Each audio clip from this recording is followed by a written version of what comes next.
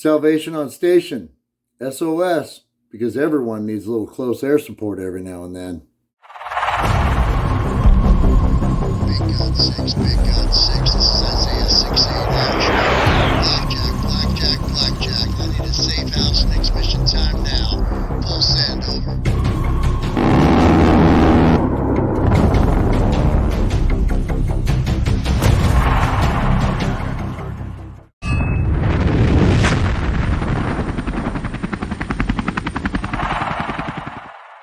Hey, what's shaking, Warfighter Nation? Ron here with Warfighter Ranch and Isaiah 6:8, and today we're going to go over 3 steps for spiritual readiness. Ready? Next mission time now.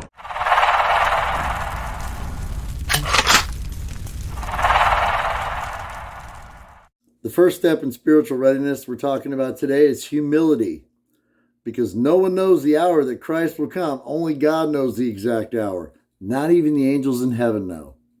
Mark 13:32 tells us, what about the day or hour? No one knows, not even the angels in heaven, nor the Son, but only the Father.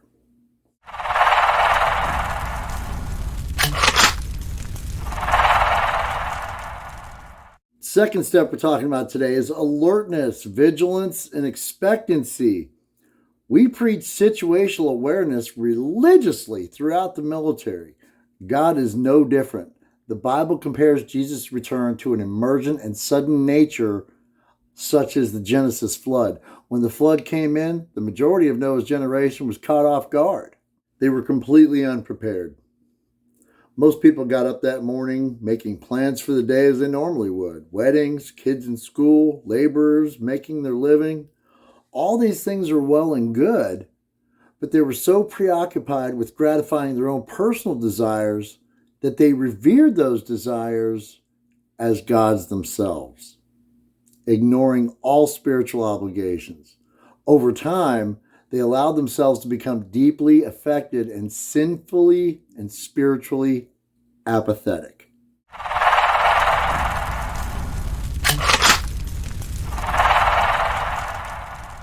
Readiness. We're always talking about this. It's a never-ending cycle, right? Readiness in a biblical context, Christ somewhat metaphorically compares his arrival to a modern-day home invasion. But understand this, if the owner of the house had known what time the thief was coming, he would have kept watch and would not have let his house be broken into. So you must also be ready, because the Son of Man will come an hour when you do not expect him. Matthew chapter 24. You know, our human perspective is the reason that God used the term, the great and terrible day of the Lord. Because for those of us awaiting his return, it will be a truly glorious day indeed. And for those not walking in faith, it will most certainly be a most terrible of days. A day filled with disappointment, regrets, self-loathing, weeping, and gnashing of teeth. Sound familiar?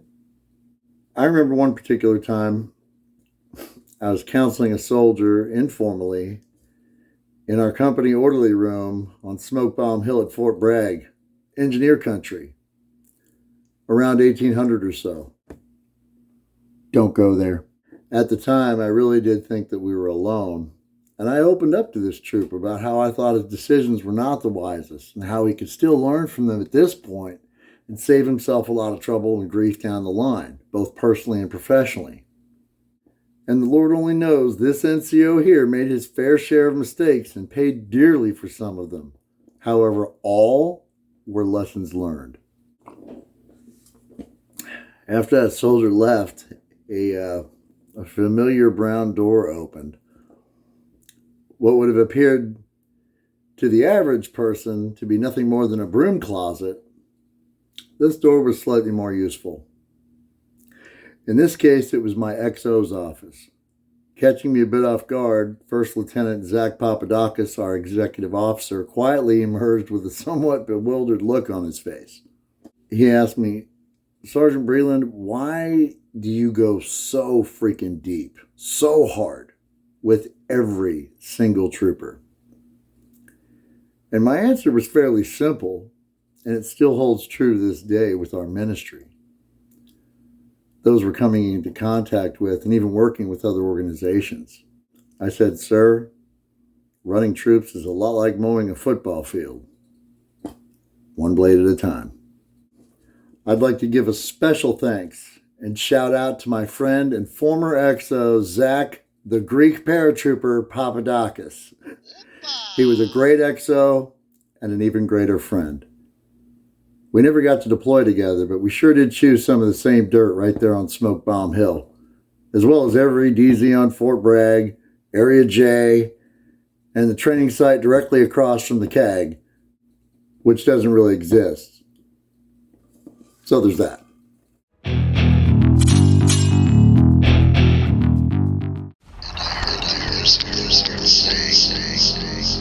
Who shall I shed?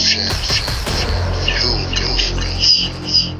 I say, here am I. Send me. We're cleared hot at this time. Smoke Vet 6, this is Smoke Jumper 7. Roger that. Next mission, time now.